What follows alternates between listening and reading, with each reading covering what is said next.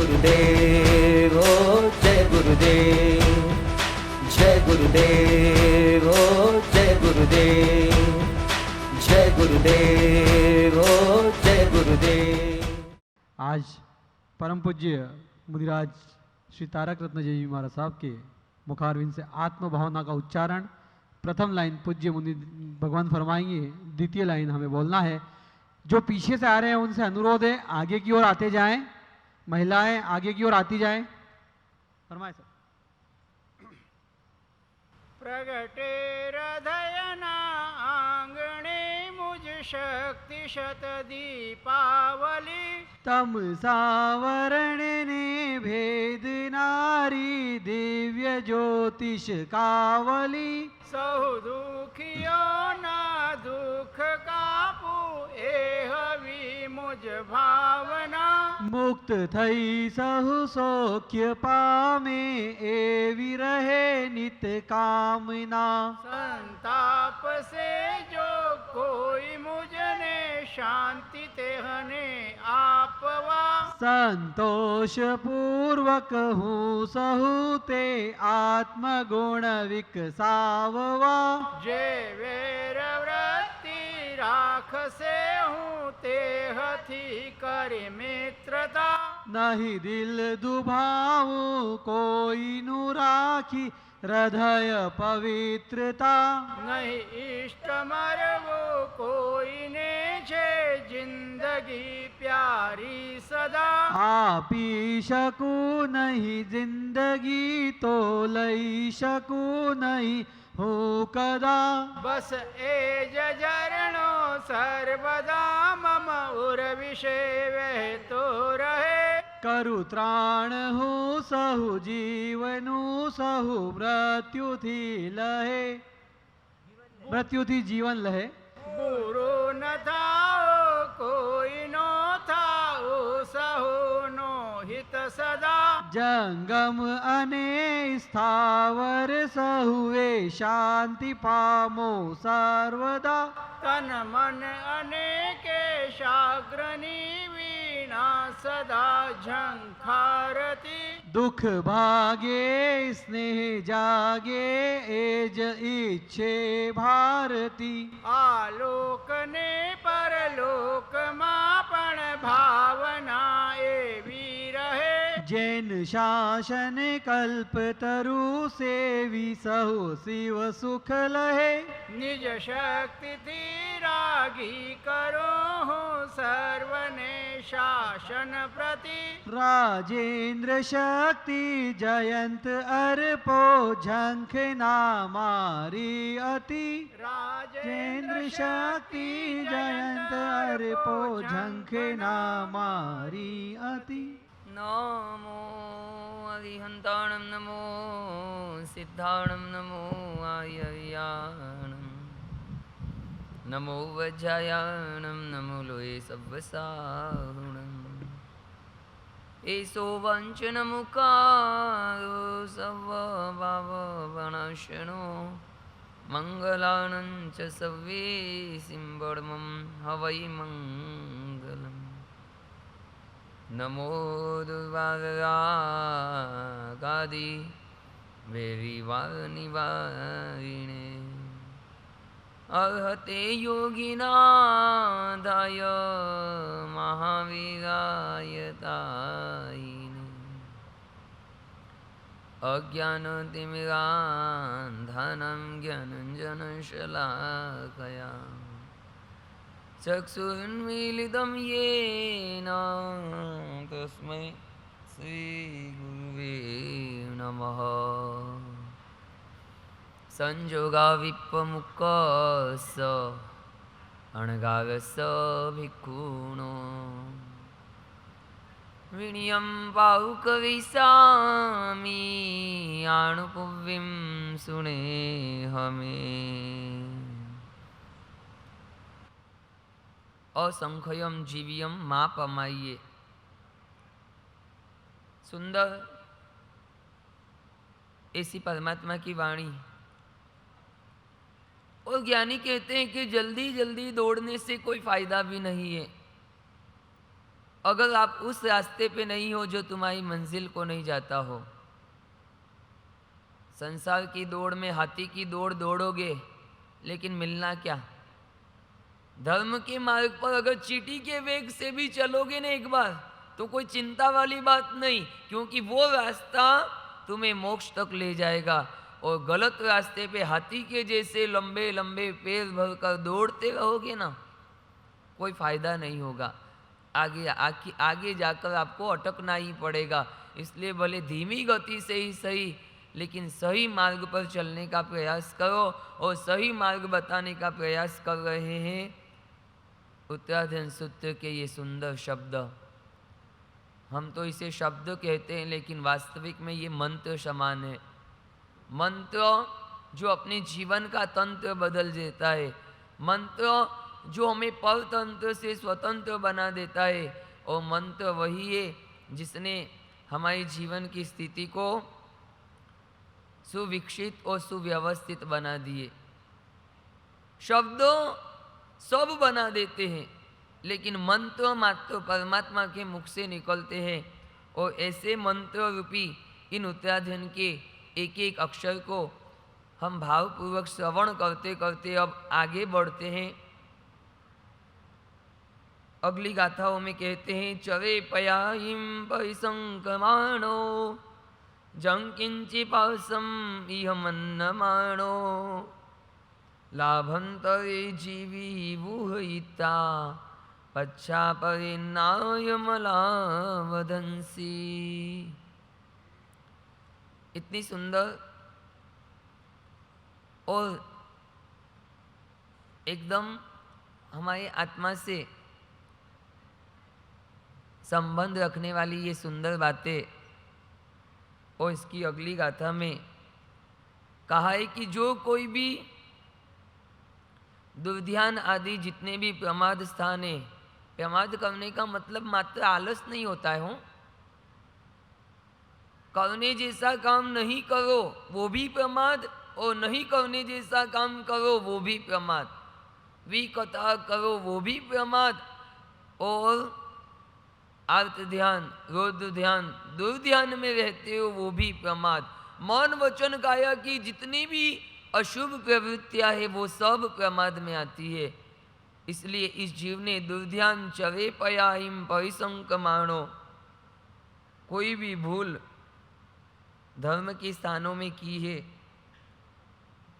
ये सब प्रमाद बंधन के जैसा है। जैसे रस्सी होती है तो भी जीव को बांध देती है, साकल होती है तो भी जीव को बांध देती है, और ये सोने की बेड़िया हो तो भी जीव उससे बंधन में आता है। इसलिए ऐसे प्रमादों को छोड़कर कहीं विवाद ना हो, इस तरह हमें रहना चाहिए। सम्यक दर्शन आदि गुणों के लाभ से हमारे जीवन को सुरक्षित बनाना चाहिए, जिसके कारण विशिष्ट और निर्जरा धर्म ध्यान का हमें लाभ होता है। ऐसा जानकर हर परमात्मा का उपासक कर्म को नाश कर सकता है। इसके लिए क्या करना पड़ता है? तो कि प्रमाद को छोड़ना पड़ता है। इसलिए साधु भी जिस तरह एक एक कदम पर संभाल संभाल के चलता है, तुम्हारे में से हम संयम जीवन में आ गए। 3 चीजें तो तुमको वहां भी मिली थी और हमको भी मिली थी। मनुष्य जीवन, धर्म श्रवण, धर्म की श्रद्धा, वो तो वहां तक भी था, लेकिन चौथे के लिए थोड़ा आगे बढ़ना पड़ा, यानी कि संयम जीवन। लेकिन ऐसे संयम जीवन को पाने के बाद भी श्रमण भगवंतों को भी चारित्र के विषय में हमेशा अप्रमत्त भाव से रहना चाहिए। इस तरह संयम जीवन व्यतीत करना चाहिए, जिससे संयम जीवन की स्थिति कहीं मलिन न हो जाए, और प्रत्याज्ञान आदि का जीवन में आचरण करके उनके द्वारा हमें कर्म का नाश करना। इसलिए प्रमाद हर तरह हमें परेशान कर सकता है। और ऐसे क्रमशः एक एक गाथाओं के अंदर भगवंत हमको सावधान करना चाहते हैं, क्योंकि दुनिया में कितने भी बहाने बनाओगे ना, तो एक बार बच सकते हो, लेकिन धर्म स्थान में कितने भी बहाने बनाओगे तो कर्म बंधन के सिवाय कुछ भी नहीं आएगा। इसलिए हर जगह शरणागति को स्वीकार करने की बात होती है। परमात्मा का उपदेश सुना लेकिन समर्पण भाव नहीं है तो फिर तुम्हारे में इतना कोई परिवर्तन का कोई अवकाश नहीं दिखेगा। मिलना अलग बात है, मिलना और उसमें घुल जाना दोनों अलग बातें होती है। तुम यहाँ तक आए हो ना, ये तो मिलना हुआ, लेकिन यहाँ का तुम्हारे अंदर आ जाए ना, वो सब क्या होता है, मिलजुल कर, यानी कि एक घुलना और एक मिलना, दोनों में कितना अंतर है। जयन से धाम तक आना ये मिलना है, लेकिन प्रवचन की बात को तुम्हारे अंदर तक पहुंचाना ये घुलना है। और मिलना और घुलना दोनों में कितना अंतर है। जो शरणागति यानी कि समर्पित आता है वो घुल जाता है, जिसमें समर्पण नहीं आता है वो मिलता है लेकिन घुलता नहीं है। मिलने के लिए बहुत सारे लोग पहुंच जाते हैं, लेकिन घुलना हर एक की बात नहीं होती है। पानी में पत्थर भी डालो, पानी में शक्कर भी डालो, एक मिलेगा और एक मिलेगा और एक घुलेगा। मिलेगा वो ऐसा का ऐसा रहेगा। पत्थर को 1 घंटे रखो पानी में के 10 घंटे रखो, भले ने 2 महीने से तुम प्रवचन सुन रहे हो, अगर मात्र पत्थर के जैसे रहोगे तो मिले, और शाकर के जैसे रहो तो घुले। जो घुल जाता है उसका अस्तित्व समाप्त हो जाता है, वो स्वयं ही उस रूप में बन जाता है, उसका फिर अलग अस्तित्व नहीं रहता है। समर्पण की ये स्थिति जिसके अंदर आती है फिर वो स्वयं भी परमात्मा बन जाता है। नदियाँ होती है ना, वो बहुत सारे समुद्रों में मिलती है। नदियों के इस समर्पण को क्या कह सकते हो तुम, घुलना के मिलना। कितनी भी नदियाँ, गंगा होगी, जमुना होगी, सरस्वती होगी, कावेरी होगी, सब नदियाँ एक बार समुद्र में मिल जाए फिर दुनिया का कोई भी साइंटिस्ट उस समुद्र के पानी को निकाल कर तुमको बता नहीं सकता कि ये कौन सी नदी का पानी है। बता सकता है क्या? हजारों नदियाँ आके मिलेगी, फिर किसी को कहो इस समुद्र में से सब नदियों को अलग कर दो, कोई कर सकता है क्या?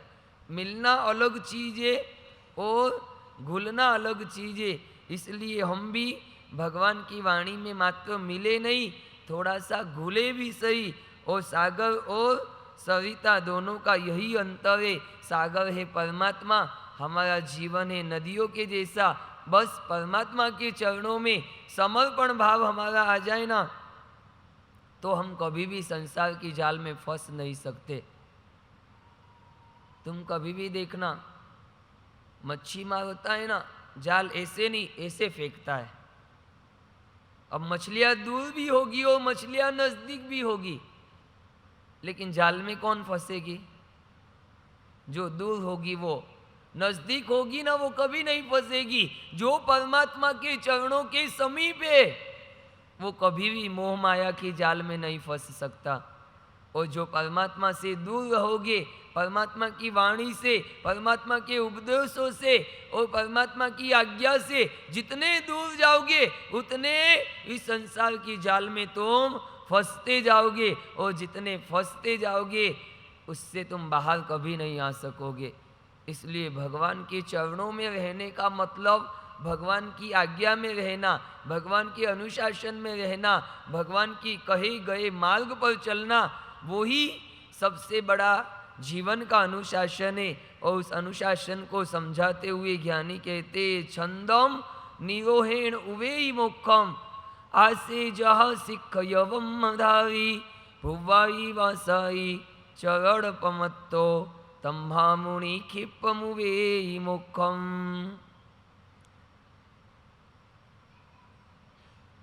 छंदम निरोहीण उवेई मोक्षम। इसलिए जैसे घोड़ा होता है वो लगाम वाला होता है, उसी तरह साधक आत्माओं को भी गुरु पारतंत्र की लगाम में बंधे रहना चाहिए। जिसके कारण वो कसायों से छूट सकता है और मोक्ष को प्राप्त कर सकता है। स्वच्छंदता को छोड़कर जो मुनि प्रमाद को त्याग कर देता है वो मुक्ति को प्राप्त करता है। इसीलिए अप्रमत्त बनने का यहाँ पे उपदेश दिया है। घोड़ा होता है ना, घोड़े पर बैठ के अगर दूर तक जाना हो ना तो घोड़े पे पहले पलाण लगानी पड़ती है, उसके ऊपर बैठकर लगाम तुम्हारे हाथ में रखनी पड़ती है, नहीं तो वो घोड़ा तुमको तुम्हारे लक्ष्य तक पहुंचा देगा। ये भी साधक जीवन, साधना का जीवन, और इसमें अगर चूक गए, लगाम अगर किसी के हाथ में नहीं दी तो भी तुम्हारा घोड़ा भी तुमको कहीं नहीं तो पहुंचेगा खुद, न तुमको कहीं पहुंचाएगा। इसलिए छंदोम निरोहेण मोक्षम, कितनी सुंदर बात लिखी है यहाँ पे। श्लोको वरम परम तत्व प्रथो प्रकाशी, एक श्लोक होता है ना, वो भी परम पथ यानी कि मोक्ष का मार्ग बताने वाला होता है। यहाँ पे एक शब्द है छंदम निरोहेण मोक्षम, मोक्ष की व्याख्या यहाँ पे की है। जो इच्छाओं को त्याग देता है, इच्छाओं को त्याग देता है, उसे मोक्ष मिलता है।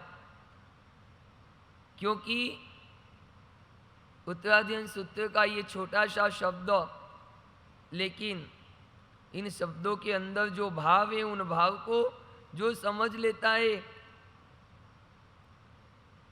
उन भावों को समझने के लिए उन शब्दों को बार बार घुटना पड़ता है। तुमको आयुर्वेद वाले कोई दवा देते हैं ना, वो दवाई जितनी घुटते हैं ना उतनी ज़्यादा असर करती है। आयुर्वेदिक वाले जितनी दवाई देते हैं वो यही कहते हैं, का तो इसको पाउडर बना के लेना, का चबा के लेना।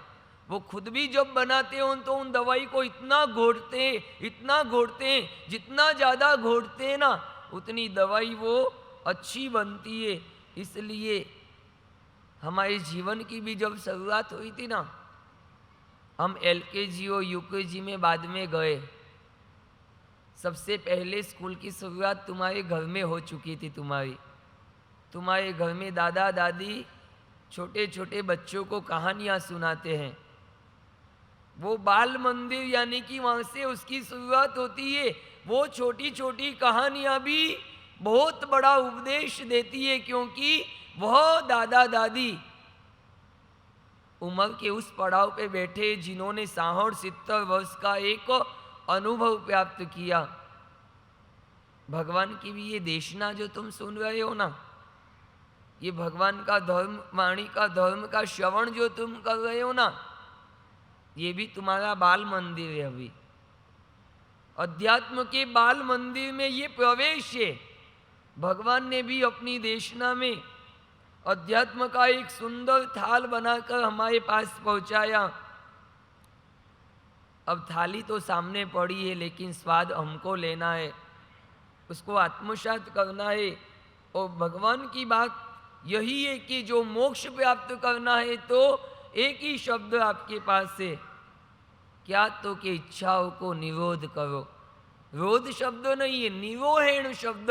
रोध मतलब तो दबा देना, रोध का मतलब है कि चलो ना थोड़ी देर बाद पूरी होगी इच्छा, यहाँ तो निकाल के ही फेंक देना है। कांटा अगर पैर में लग जाता है ना,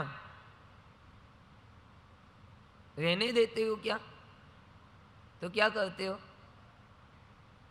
चलते रहो, निकल जाएगा अपने आप, क्या फर्क पड़ेगा। निकालने का प्रयास करते हो कि नहीं करते हो? ने अंदर रह जाए तो कोई दिक्कत देगा क्या? बस उसको जब तक नहीं निकालोगे तब तक चैन नहीं पड़ेगा। ज्ञानी भी कहते हैं जब एक इच्छा प्रकट हो उसको निकाल कर बाहर फेंक दो। त्याग करना सीखो, इच्छाओं को पूरी मत करो। तुम सब है ना आज तक अधूरे क्यों?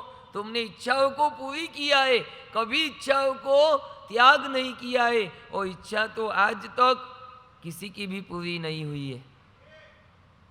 जिस दिन कुछ भी नहीं था ना, उसी दिन भी तुम अधूरे थे।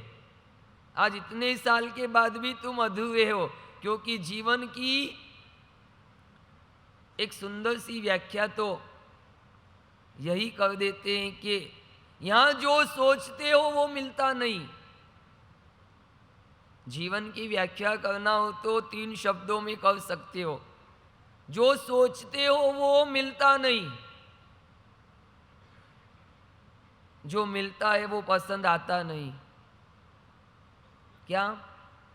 पहली बात, जो सोचते हो वो मिलता नहीं है, जो मिलता है वो पसंद आता नहीं, और जो पसंद आ जाता है वो टिकता नहीं।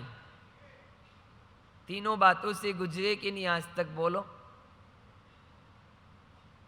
एक तो जो चाहा वो मिला नहीं। तुम्हारी इच्छा हो कि ये चीज मुझे मिल जाए तो मिलती नहीं, और अगर मिल भी जाए तो फिर पसंद आती नहीं, और पसंद आ जाए तो टिकती नहीं। बहुत से सोचते हैं कि मैं इसी से शादी करूंगा, नहीं मिली तो नहीं भी करूंगा, जिंदगी भर कुंवारा रहूंगा, पर करूंगा तो अब कभी योग हो भी जाए तो मिलने के बाद पसंद नहीं आता है। पसंद आता है वो मिलता है, वो मिलने के बाद पसंद नहीं आता है, और अगर पसंद आ जाता है तो टिकता नहीं। का वो पहले चली जाए, का अपन पहले चले जाए। यही जीवन की स्थिति है, और इस स्थिति को ज्ञानी कहते हैं कि नहीं बोलने जैसा बोलोगे तो नहीं सुनने जैसा सुनना पड़ेगा। भगवान के वचन ऐसे ही निकले हैं कि सबके जीवों के सुख के लिए नहीं, हित के लिए निकले हैं। सुख के लिए तो तुमने तुम्हारे बेटे को बहुत सलाह दी होगी, बेटा ऐसे नहीं ऐसे करना, ऐसे नहीं ऐसे करना, वो सुख है, लेकिन सुख में हित नहीं होता है। तुमने उनको कितनी भी सलाह दी होगी तो उनको सुख मिला होगा, लेकिन आत्मा का हित हुआ होगा इस बात की कोई गारंटी नहीं है। ज्ञानियों ने सुख की इच्छा नहीं की, सुख के साथ साथ तुम्हारी आत्मा का हित हो ऐसे वचन कहे, और जब ऐसे वचन कहे तो आज वो सुनकर हमारी आत्मा का हित हो, इस स्थिति में हम पहुंच भी गए हैं। हित के उपदेश भगवान के सिवा कोई नहीं दे सकता। हम तो कभी कभी ऐसा भी बोल जाते हैं कि नहीं बोलने जैसा बोल जाते हैं, तो नहीं सुनने जैसा वापिस सुनना भी पड़ता है। लेकिन भगवान के वचन जो सुनता है उसके जीवन की स्थिति निर्मल बनती है। तो छंदम निवोहेण मोक्षो, एक शब्द में ही मोक्ष की व्याख्या हो गई। तुम बोलो मोक्ष क्या है? मोक्ष की परिभाषा क्या है? मोक्ष का स्वरूप क्या है? कुछ भी नहीं। छंदम निवोहेण मोक्षम, एक लाइन में पूरे मोक्ष की व्याख्या यहाँ पे कर दी है। अपनी इच्छाओं का रोध कर दो, त्याग कर दो, यही सबसे बड़ा मोक्ष है। सेठ बनकर हमने नौकरों को बहुत बार दबाया होगा, राजा बनकर प्रजाओं का बहुत बार हमने अनुशासन किया होगा, लेकिन जब तक स्वयं पे अनुशासन नहीं होता है, स्वयं की इच्छाओं पे नियंत्रण नहीं होता है, तब तक तुम दुनिया की कितनी भी इच्छाओं को पूरी करो तो क्या? दूसरों की चिंताओं को दूर करने के लिए स्वयं चिंतित बनना कोई मतलब नहीं। दूसरों के तनावों को दूर करना, खुद तनावग्रस्त बनना, उसका कोई अर्थ नहीं। दूसरों को कितना भी दबा दो, दूसरों की इच्छाओं को कितनी दबा दो, लेकिन पूरे गांव में होशियार वो घर में पागल होता है। क्या होता है? गुजराती में कहेवत, आखा दुनिया में डायो घर में गांडो। पूरी दुनिया में तो ये तो बहुत बुद्धिमान है, बहुत होशियार है, घर वाले का ये तो पागल है। दुनिया की इच्छाओं को दबाने का जोर और बल हमारे पास है, लेकिन स्वयं की एक इच्छा का भी त्याग करने का बल हमारे पास नहीं। तो क्या कह सकते? दिया तले अंधेरा है। और इसलिए भगवान ने सुंदर हित उपदेश हमको दिया है, और ऐसे उपदेशों को पाने के बाद भोजन पे नियंत्रण कर लो, मौन पे नियंत्रण कर लो, निद्राओं पे नियंत्रण कर लो, लेकिन जब तक इच्छा खत्म नहीं होगी तब तक कुछ नहीं होगी। हो सकते हो तुम 4 रोटी खाओ ने आज 2 खा लो, रोज 4 घंटे सोते हो तो एक दिन 2 घंटे सो लो, रोज बोल बोल करते हो आज 2 घंटे मौन रख लो, लेकिन उसके पीछे अगर कोई कारण जुड़ा है तो वो इच्छाओं का त्याग नहीं है। भोजन कम क्यों किया? आज भूख कम थी ना इसलिए। नींद क्यों कम लिया? थोड़ा बाहर गांव जाना था ना इसलिए। मौन क्यों रहे? थोड़ा सा गला दुख रहा था ना इसलिए। वो मौन, वो निद्रा त्याग, वो भोजन त्याग, ये इच्छा निरोध नहीं है, ये तो परिस्थिति वश तुमने सब कुछ किया है। अगर डॉक्टर के बीपी बढ़े फीका खाओ तो वो एम्बिल कहा जाएगा क्या? डॉक्टर का शुगर बढ़ गई मीठा खाओ तो उसको रस त्याग कहोगे क्या? डॉक्टर ने बोला हाइट बहुत बढ़ गई है थोड़ा भोजन कम कर दो, उसको उणोदरी कहोगे क्या तुम? अणसण, उणोदरी, वृत्ति संक्षेप, रस त्याग, कायिक क्लेश, संलीनता, ये चारों बाह्य तप है। जो बाह्य तप आभ्यंतर तप को पुष्ट करते हैं। आभ्यंतर तप विनय, वेयावच, स्वाध्याय, ध्यान, कौशक, इन आभ्यंतर तपों को पुष्ट करने के लिए बाह्य तप आपको करना पड़ेगा। एक डॉक्टर के कहने से कितना भी नियंत्रण करो वो छंदम निरोहेण नहीं हो सकता, उसको तप में तुम कभी नहीं ला सकते। डाइट कम कर दो तो इसका मतलब कोई उणोदरी होती है क्या? वो तो तुम्हारा स्वार्थ जुड़ा हुआ है। उस स्वार्थ में कभी इच्छा त्याग नहीं होती है, इच्छाओं को दबाया जाता है। वापिस 4 दिन बाद 4 रोटी शुरू हो जाएगी। समझ के करो। आज उणोदरी करना है, अनशन नहीं होता है तो उणोदरी करो, थोड़ा कम खाऊंगा। घर में 5 द्रव्य बने, आज 2 द्रव्य से चला लूंगा। घर में मिठाई बनी है, आज रस का मुझे त्याग करना है। घर में इतने द्रव्य बने, थोड़ा द्रव्य का नियंत्रण करूंगा, ये वृत्ति संक्षेप हो गया, रस त्याग हो गया। आज 1 घंटा एक ही जगह पर बैठूंगा, उस समय तक खड़ा नहीं रहूंगा, ये संलीनता हो गई। आज मन से कोई अशुभ विचार 1 घंटे तक नहीं करूंगा, इसे संलीनता हो गई। एक जगह आज 12 लोगस का कौशग करूंगा, ये भी कार्योत्सर्ग हो गया। सब तरह के तप है, लेकिन तप को करना है तो इच्छाओं को निरोध करना पड़ेगा। इच्छाओं पे निरोध किए बिना कभी तुम तप नहीं कर सकते। इसलिए बदलना है तो रोकना अलग बात है, किसी को रोकना अलग बात है और बदलना अलग बात है। रोक दो तो वो वापिस चलेगा। नदी चलती है ना, नदी को अगर रोक दो तो थोड़े समय बाद वापिस आगे बढ़ेगी। वो रुकी हुई कितनी रोकोगे तुम? बोलो। दबी दबाई ना दबे। रुई में आग लगती है ना, उसको दबा के रखो तो कितनी देर दबेगी? वो वापिस आग भड़क जाएगी। उसको तो बुझाने का प्रयास करो। नदी का प्रवाह जो तुम्हारे घर में आता हो ना, तो उसके रोकोगे तो काम नहीं, उसके प्रवाह को चेंज कर दो। एक शिष्य को गुरु ने आदेश दिया, देखो बरसात बहुत आ गई है, जाके खेत में देखो कहीं पानी का प्रवाह ज़्यादा तो नहीं आ गया, नहर का पानी कहीं खेत में ज़्यादा तो नहीं आ रहा है, एक बार देख के तो आओ। रात की कड़कड़ती ठंडी के अंदर शिष्य गया, देखा तो नदी का नहर का पानी बहुत प्रवाह से आ रहा था। मोड़ने का प्रयास किया, लेकिन प्रवाह जब इतना होता है तो मुड़ता नहीं। फिर रोकने का प्रयास किया तो भी रुकने का तो बल उसके पास नहीं था। हाथ से कितना रोका, मिट्टी डाली तो मिट्टी भी बह के चली गई। 1 घंटा, 2 घंटा, 3 घंटे, 4 घंटे, 5 घंटे, 6 घंटे हो गई, अभी तक शिष्य आया नहीं। गुरु चिंतित हो गए, कब से गया है, क्या हुआ है, कोई समाचार नहीं, कोई संदेश नहीं। उस गुरुदेव आधी रात को एक टॉर्च लेकर देखने जाते हैं, शिष्य कहाँ गया है, कोई समाचार नहीं दिए। वो जाके देखता है तो शिष्य पानी नहीं रुकने के कारण बहुत प्रयास किया तो पानी नहीं रुका, खुद ही जाकर सो गया। खड़खड़ती ठंडी के अंदर धूज आए, लेकिन पानी रोकने का आदेश गुरु का हुआ था तो स्वयं ही सो गया, जिसके कारण पानी का प्रवाह थोड़ा कम हो गया। गुरुदेव ने देखा, अरे शिष्य ये तुमने क्या किया?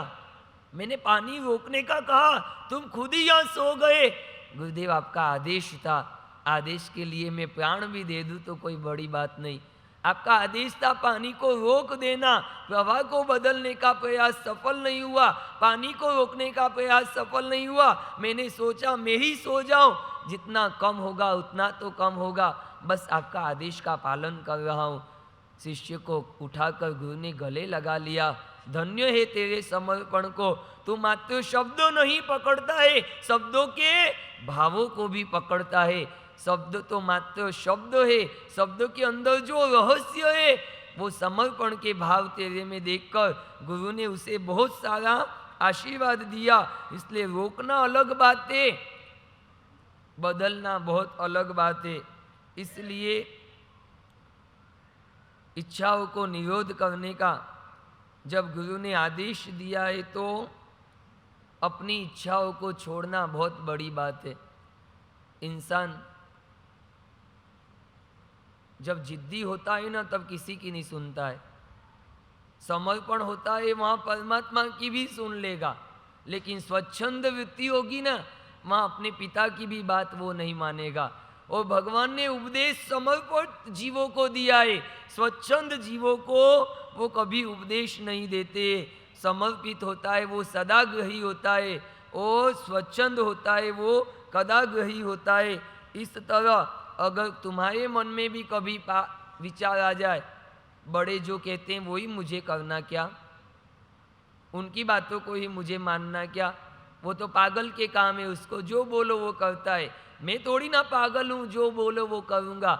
इस तरह स्वच्छंद वृत्ति आती है, उनको कभी उपदेश नहीं दिया जाता है। जिद्दी लोगों को भी कभी उपदेश नहीं दिया जाता है। जहाँ समर्पण होता है उन्हीं के लिए ये उपदेश है। और उपदेश का एक सुंदर शब्द यानी कि छंदम निरोहेण उवे मुखम, जो इच्छाओं को त्याग कर देता है। प्रतिपल नई नई इच्छा आपके जीवन में प्रकट होगी। इसलिए इच्छाओं को पूरी करने का प्रयास मत करना, इच्छाओं को त्याग करने का प्रयास करना। और भगवान का शासन ही हमारे लिए सबसे सुंदर शासन है। जीवन का सबसे ऊंचे में ऊंचा कोई तत्व वो देव तत्व जो हमारे पास में है, सबसे ऊंचे में ऊंचा तत्व कोई गुरु तत्व है, वो भी हमारे पास है। धर्म तत्व भी हमारे पास है। और तीनों तत्वों का जहाँ मिलन होता है उसे क्या कहते हैं? जयन सेन धाम कहते हैं। यहाँ आओगे तो भगवान के दर्शन भी आपको हो रहे हैं। यहाँ आए हो तो गुरु के दर्शन भी हो रहे, यहाँ आए हो तो धर्म का श्रवण भी आपको हो रहा है। एक ही मुकाम में तीन तीन काम आप कर रहे हो, क्योंकि एक समय में दो काम नहीं होते। एक जगह पर बहुत सारे काम हो सकते हैं, लेकिन एक समय में दो काम कभी नहीं हो सकते। हमने तो एक जिंदगी में कितने काम कर लिए। मानव का जीवन तो एक ही, काम कितने कर लिए। ऐसे भी किए जो नहीं करना थे, ऐसे भी किए जो करना जैसे थे, ऐसे भी किए जो किसी को पता नहीं चला, ऐसे भी किए जो सबको बताकर भी हमने किया, बताकर भी किया और छिपा कर भी किया।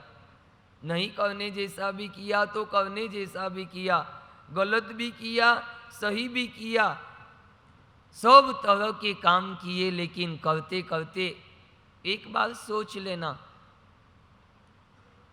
भगवान है ना, दुनिया के अंदर सावधानी बहुत बड़ी चीज होती है। कोई बात भी तुम ऐसी गुप्त करते हो ना, कोई सुनता हो ना, तो भी तुम चुप हो जाओगे एक बार। कोई काम जो ऐसा काम करता होगा ना, आलस करता हो, लेकिन दृष्टि उस पर पड़ जाए ना उसके मालिक की, तो वो भी सीधा होता है। यहाँ पे पास में ये सब रसोड़े में तुमको लड़के दिखते हैं ना, वो सुबह 4:30 बजे उठकर यहाँ पे झाड़ू लगाते। बोलो क्यों? उनकी इच्छा से लगा रहे क्या? वो सोटियाँ पड़ती है सुबह सुबह। तुमको तो उठाने वाले बड़े प्रेम से उठाते होंगे। अब तो उठो, 7 बज गई है, 7। भक्तांबर भी पूरा हो गया जयन सेन धाम में। क्या पाड़े के जैसे पड़े हो? ऐसे ऐसे शब्दों से उठाया जाता है। ज्ञानी जागृत करते हैं तो कितने सुंदर शब्दों से। बोलो तुमको उठा, तुमको जगाया तो गुरुदेव ने, वो भी मीठे मीठे शब्दों से कि जीव प्रमाद करने जैसा नहीं है, ये जीवन जागने के लिए मिला है। और वो मीठे मीठे वचन, परमात्मा के वो सुंदर वचन, और वचन के पीछे का अर्थ समझा और समझते ही संयम के भाव हुए। छोटी सी उम्र वो माता के सामने जीद चली है, मां मुझे दीक्षा लेना है। धारिणी माता, वो सैनिक का पुत्र मेघ कुंवर घर पे जाकर जीद पे अड़ा है, मुझे दीक्षा लेनी है। बेटा दीक्षा क्या होती है पता है क्या? कहाँ ये राज भवन के सुख, कहाँ वो जंगल के दुख, कहाँ ये कोमल सैया, कहाँ वो जंगलों की पथरीली जमीनों पर तुझे संथारे करने पड़ेंगे। कहाँ ये रोज मान खाने के अवसर, वहां मिलेगा तो खाएगा, नहीं मिलेगा तो कैसे खाएगा? बेटा सोच ले। मेघ कुंवर मानता नहीं है। मां बहुत दुख देखे इस जीव ने, नरक और निगोद के ऐसे ऐसे दुख इस जीव ने देखे। उस दुख की अपेक्षा तो ये संयम जीवन के दुख कुछ भी नहीं है। मां मुझे आज्ञा दो। बेटे की जिद के कारण, बेटे के भावों के कारण मां मना नहीं कर पाई। एक सेठ जी कहता था, आज मैं है ना अपनी सेठानी को समुद्र के किनारे घुमाने ले गया। अचानक जोरदार हवा चली, हवा में से एक रेत का कण उसकी आंख में घुस गया। डॉक्टर के पास गया, यूं ही 100 रुपये का खर्चा हो गया। उनका मित्र कहता है तुम तो 100 में निपट गए, मेरे को तो आज 50,000 का खर्चा चढ़ गया। क्यों? सेठानी को लेकर चांदनी चौक में घूमने निकला था, एक सोने का हार आंख में घुस गया। जीद पे चढ़ गई, दिलाना ही पड़ेगा। तेरे तो 100 रुपये में ही काम निपट गया, मेरे तो 50,000 का नुकसान। नुकसान तो नहीं हुआ, खर्चा हो गया। क्योंकि जीद जब होती है ना, उसको कोई नहीं रोक सकता। एक भाई के गणेश जी की 2 पत्नी, एक रिद्धि और एक सिद्धि। मेरे तो एक ही है, वो भी बहुत जिद्दी, मानती ही नहीं है। मैं कहूँ पूरब में जा तो वो पश्चिम में। मैं नहीं बोला, तुम बोले हो पश्चिम। कैसी सही बात है, कैसी सीधी मुंह पर आती है। मैं आधी कहूँ तो भी तुम पूरी कर देते हो उसको। लेकिन अभी कोई दूसरी बात यहाँ की पूछूंगा ना तो पूरी नहीं कर पाओगे तुम। बोलो पहला अध्ययन कौन सा? कौन सा? विनय। उसकी गाथा कितनी थी? 48। आपको नहीं पूछ रहा हूं, इनको ही पूछ रहा हूं। टटोलने का तो इधर ही है सब माल। बोलो दूसरा अध्ययन राजू भाई कौन सा है? दूसरा कौन सा? बड़े दिनों के बाद चिट्ठी आई है, वतन से चिट्ठी आई है। बहुत से भक्त तो ऐसे बहुत दिनों के बाद भी दिखते तो है। बोलो दूसरा अध्ययन कौन सा? परिसर। कितनी गाथा थी? 46 गाथा। तीसरा अध्ययन कौन सा सुजान मल जी? यूं क्या करते हो? कोई लेना न कोई देना, कोई घर का वजन नहीं, कोई दुकान का वजन नहीं, तो भी ऐसे कर रहे हो तो थोड़ी चलता है। तीसरा अध्ययन कौन सा है? चतुरंगी अध्ययन, जिसमें मोक्ष के 4 अंग बताए थे मैंने। कितनी गाथा थी उसमें? 18 गाथा थी उसके अंदर। अब चौथा अध्ययन आया है प्रमाद और अप्रमाद। ये चार अंग सुलभ होने के बाद भी ये प्रमाद रूप एक ऐसा शत्रु है जो चारों साधनाओं को डिगा भी सकता है। धर्म श्रवण में भी बाधक बनेगा, तो श्रद्धा में भी बाधक बनेगा, संयम प्राप्ति में भी बाधक बनकर आएगा। मेघ मुनि बहुत मनाया लेकिन माने नहीं। आखिर सैनिक कुमार और धारिणी माता ने बड़े ही ठाट बाट से दीक्षा दिला दी। दिन तो कहां पूरा हुआ पता ही नहीं चला, क्योंकि दीक्षा का दिन होता है ना, इससे ठाट बाट में व्यतीत होता है, पता ही नहीं चलता है समय कहां गया। रात पड़ी, इतने सारे भगवान के शिष्य थे, तो नियम तो यही था कि जो छोटा होगा उसका नंबर सबसे बाद में आएगा। सब मुनि भगवंतों के संथाले हो गए, अंतिम नंबर मेघ मुनि का आया। सबसे दरवाजे के पास उनका संथाला हुआ। रात को सब मुनि लघु नीति बड़ी नीति के लिए बाहर जाते, जगह कम थी, सब उनके संथाले पर पैर रख कर जाते। सुबह तक तो पूरा संथाला धूल से भर गया। पूरी रात में किसी का पैर लगा तो किसी की ठोकर लगी। रात भर नींद ही नहीं आई मेघ मुनि को। सोचता है कहाँ फंस गया, कहाँ वो राज भवन की कोमल सैया, कहाँ ये धूल सैया, कहाँ वो राजभवन के सुख और कहाँ ये ठोकरों की दुख। कहाँ आ गया, कहाँ फंस गया, कब सुबह हो, कब जाऊं प्रभु के पास। ओ ये धर्मध्वज, ये रजोहरण वापिस प्रभु को सौंप दूं। पूरी रात आर्त ध्यान में बीत गई। सोचा नहीं था कि इतना दुख होगा संयम जीवन के अंदर। और अभी तो पहला दिन, जीवन भर कैसे निकालना मुझे यहाँ पर। रात तो जैसे तैसे पूरी कर दी। सुबह उठते ही क्रिया की, तुरंत तैयार हुए, चल पड़े प्रभु के संवत्सरण की ओर। गुरुदेव पधार रहे हैं। और अब जैसे ही संवत्सरण में प्रवेश किया है, अभी तो एक शब्द भी मुंह से नहीं निकला है। हूं भगवान के मुंह से शब्द निकले, आओ मेघ मुनि, क्या बात है। आज तो पूरी रात तुम्हारी आर्त ध्यान में चली गई, आज तो पूरी रात संकल्प विकल्पों में बीत गई। क्योंकि भगवान को एक विशेषण है, सर्वानुणम सर्वदर्शिणम, सर्वज्ञ, केवल ज्ञान के धारक, सब जानने वाले हो, सब देखने वाले। तुम यहाँ कितनी भी झोंके निकालो, ये कैमरा आपके सामने आता है। तो मैंने कल एक फोटो देखा था, 2-3 बहनें ऐसी बैठी थी। जगह देते हैं आप लोगों को। एक कैमरे जब सामने आते हैं ना, तो तुम मुंह ऐसा होता है तो भी हंसने लग जाते हो। हम कैसे भी है, लेकिन हमारा फोटो तो अच्छा आना चाहिए। हम अंदर से भले कितने भी टेंशन में हो, लेकिन हमारा चेहरा तो खिला खिला होना चाहिए। और जो खिला खिला गुरु के पास होता है ना, वो बाहर जाने के बाद नहीं होता है। इसलिए आजकल तो क्रिकेटरों को भी सावधान, सबको सावधान, क्योंकि हर जगह कैमरे लगे हैं। और ऐसे कैमरों के अंदर हमारे सब भाव जब पकड़ जाते हैं, तो भगवान के वचन और भगवान के ज्ञान में भी हमारा सब आचार और विचार दिख रहा है। आप सुन रहे थे परमात्मा की वाणी,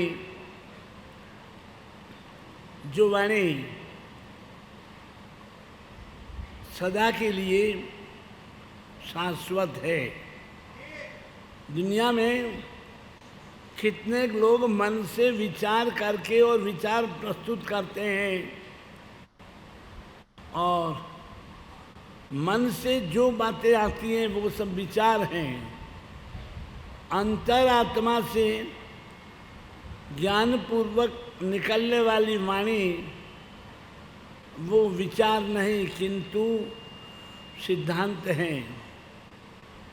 आदि से अंत तक जो कभी बदलने वाली नहीं, सिद्ध रहने वाली है, उसको सिद्धांत कहते हैं।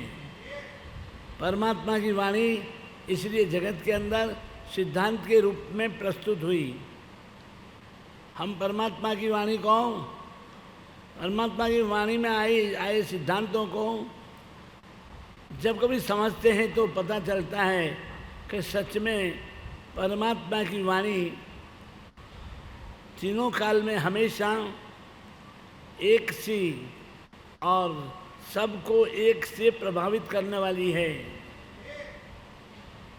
हम तो सुनते हैं, सुनने के आदी हैं, और सुनने के आदी रहने वाले व्यक्तियों का दिल दिमाग कषायों से मुक्त नहीं रह सकता। कषाय से मुक्त रहना चाहिए जीवन हमारा। हमारा मन, हमारे स्वयं के अंतर के भाव कषाय मुक्त रहने चाहिए। दुनिया में सभी जीव एक सरीखे नहीं होते हैं, और जो जैसा अपने आप को सही दिशा में लेके चलेगा वह तो निश्चित अपने स्वयं के जीवन को सुव्यवस्थित कर पाएगा, और अन्यथा अपने जीवन को यूं ही व्यर्थ में नष्ट कर देगा। हम हमारे अपने स्वयं को कषायों से दूर रहने की कोशिश करें। हम अपने आप को कषायों से दूर रखें, कषाय मुक्त हमारा जीवन रहे। ऐसी बात परमात्मा की वाणी हमको हमेशा सुनाती है। लाभार्थी विपुल भाई सेठ राणापुर वाले परिवार की ओर से श्री सुरेश जी समीर अपनी सुंदर प्रस्तुति के साथ।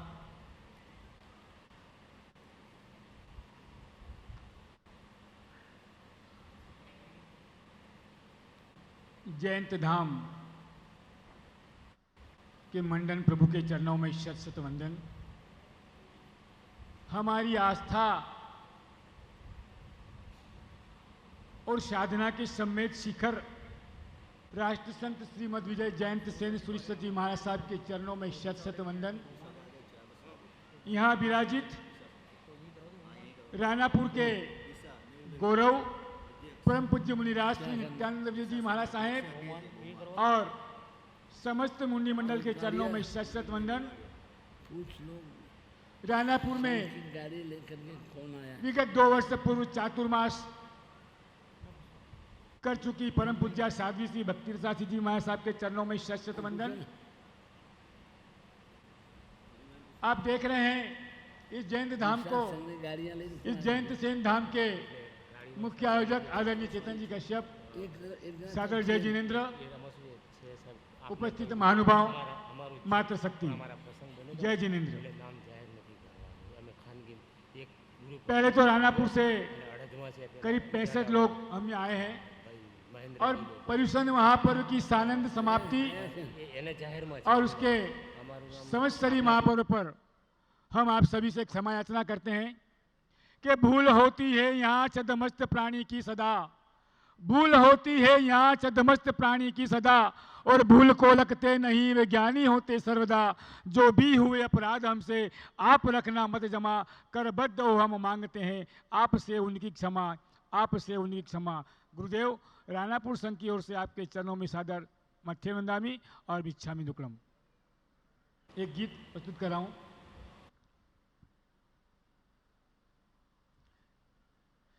जयंत सेन श्री के चरणों में, जयंत सेन श्री के चरणों में निष्ठा से हो जा साथ, तेरा होगा बेड़ा पार, तेरा होगा बेड़ा पार।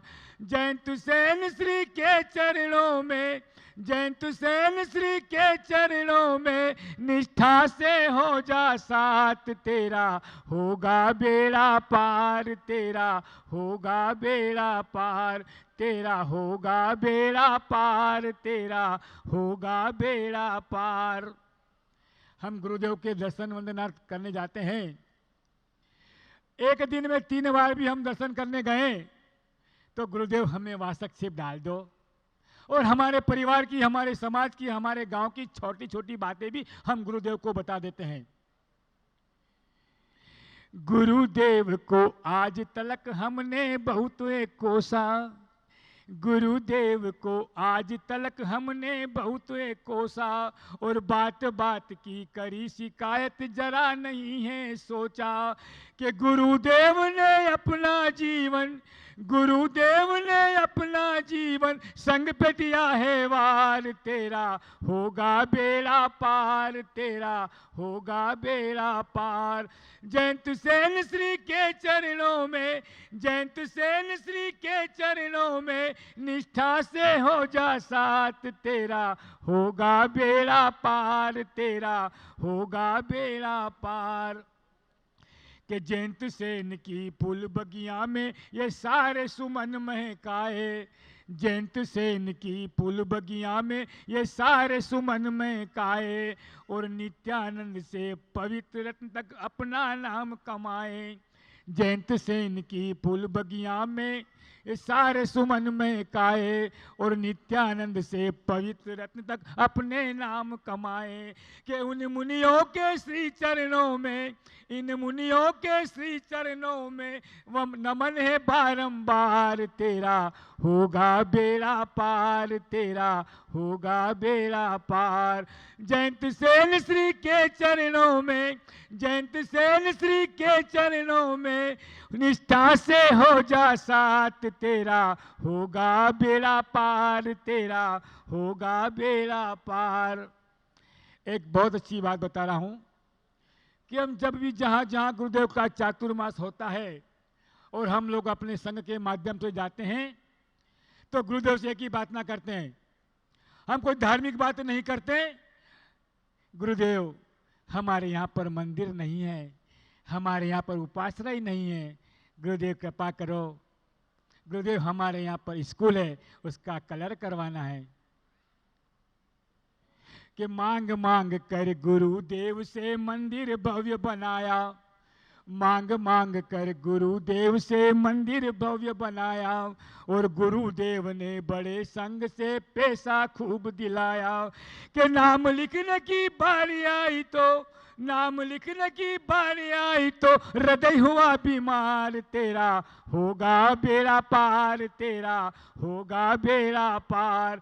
जयंत सेन श्री के चरणों में, जयंत सेन श्री के चरणों में निष्ठा से हो जा साथ, तेरा होगा बेड़ा पार, तेरा होगा बेड़ा पार। कि तुम जैसा कोई गुरु नहीं है, तुम जैसा भरतार, तुम जैसा कोई गुरु नहीं है, तुम जैसा भरतार, तेरे चरणे आने वाला होता है भव पार।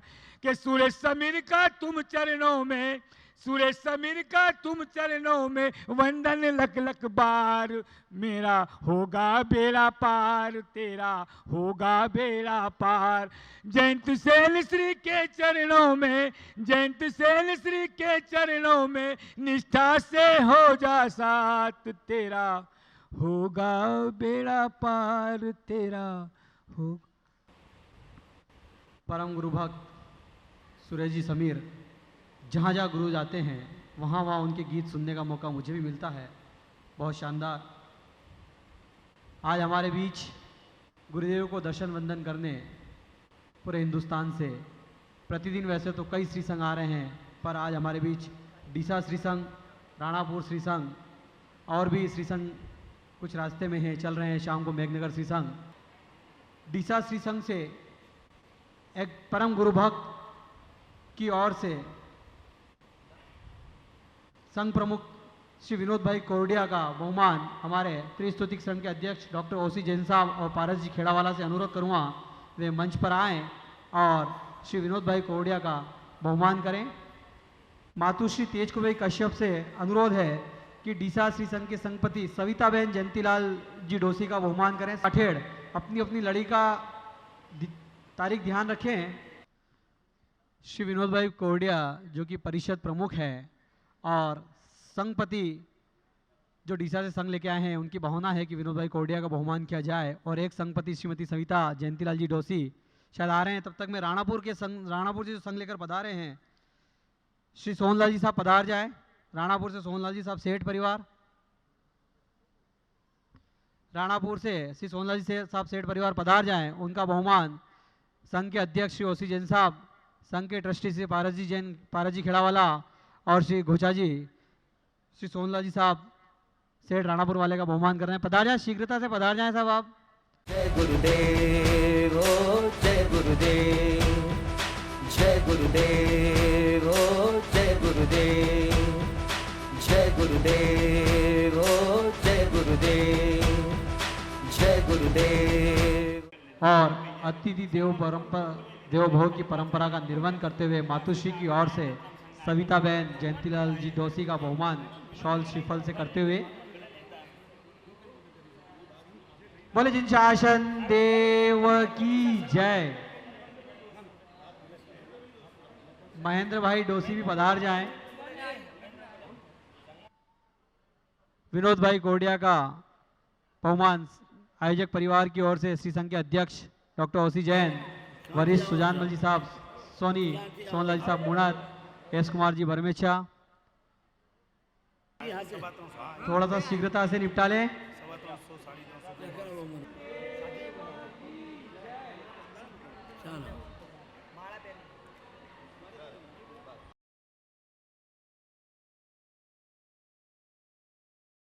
ओ